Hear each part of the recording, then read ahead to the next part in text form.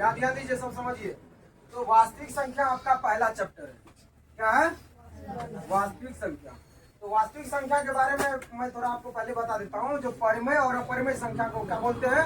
वास्तविक संख्या। अर्थात परिमेय और अपरिमेय संख्याओं के संग्रह को ही वास्तविक संख्या बोला जाता है। ठीक है।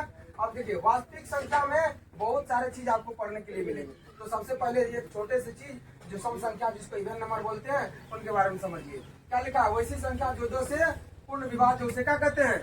सम संख्या कहते हैं। जैसे 2, 4, 6, 8, 10, ये सब क्या आपका सम संख्या है ना।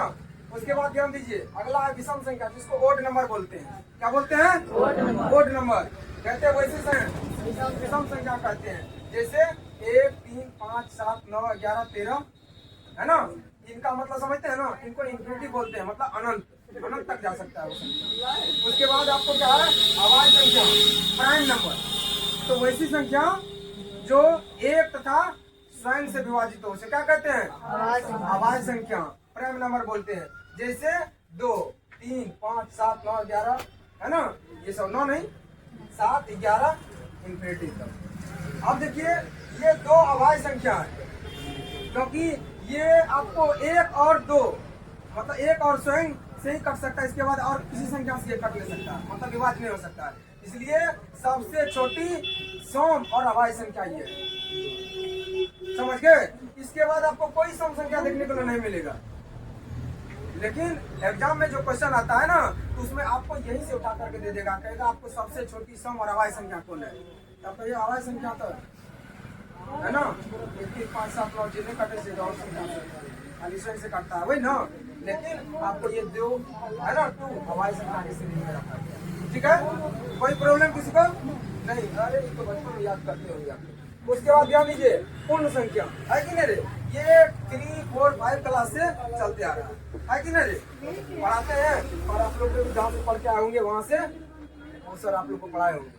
अब ध्यान दीजिए, ये आपको पूर्ण संख्या, जिसको बोलते हैं होल नंबर। क्या बोलते हैं? Whole number.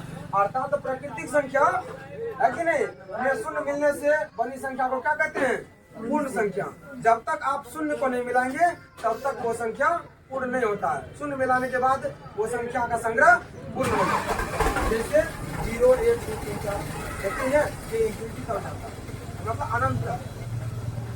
उसके बाद आगे प्राकृतिक संख्या के बारे में जानते हैं, जिसको नेचुरल नंबर बोलते हैं, है कि नहीं। अर्थात गिनती की सभी संख्या को क्या बोलते हैं? प्राकृतिक संख्या बोलते हैं।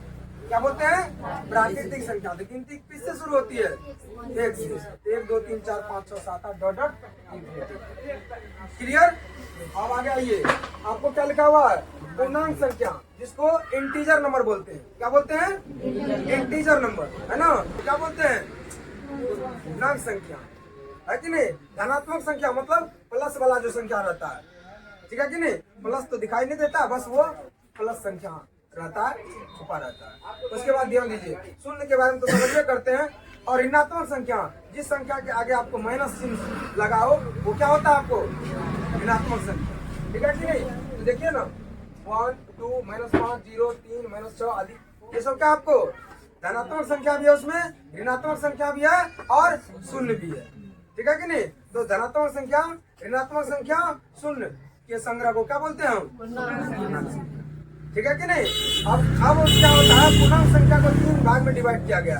एक धनात्मक संख्या, दूसरा शून्य और तीसरा ऋणात्मक संख्या। इसलिए हम तीनों रखे हैं ना। ठीक है, आगे ध्यान दीजिए। उसके बाद है अभाज्य संख्या, इसको को प्राइम नंबर बोलते हैं। क्या बोलते हैं? को प्राइम नंबर। अर्थात जब 2 लगातार संख्या जिसका एचसीएफ क्या हो, 1 हो, तब उसे हम को प्राइम नंबर कहते हैं। अर्थात अभाज्य संख्या। एग्जाम में भी क्या बार पूछता है कि नहीं, जो कौन अभाज्य संख्या है। जो हम एग्जाम्पल लिखे आपको 4, 5, 6, 7, 9, 10 है ना, ऐसे ही संख्या का आपको ग्रुप दे देता है ना। आपको बोलता है छांटने के लिए इसमें कौन अभाज्य संख्या है। तो आप लगातार संख्या को देख लेंगे, कौन 4, 5 है। ये तो हम 2 ही दिए ना, आपको 3 भी दे देता है, 4, 5, 6, 5, 6, 7, 9, 10, 11। तो अगर सभी का आपको एचसीएफ अगर 1 आता है तो वो क्या हो जाएगा? तीनों अभाज्य संख्या हो जाएगा। यदि 2 संख्या आपको दिया हुआ है तो वो दोनों अभाज्य संख्या हो जाएगा। ठीक है।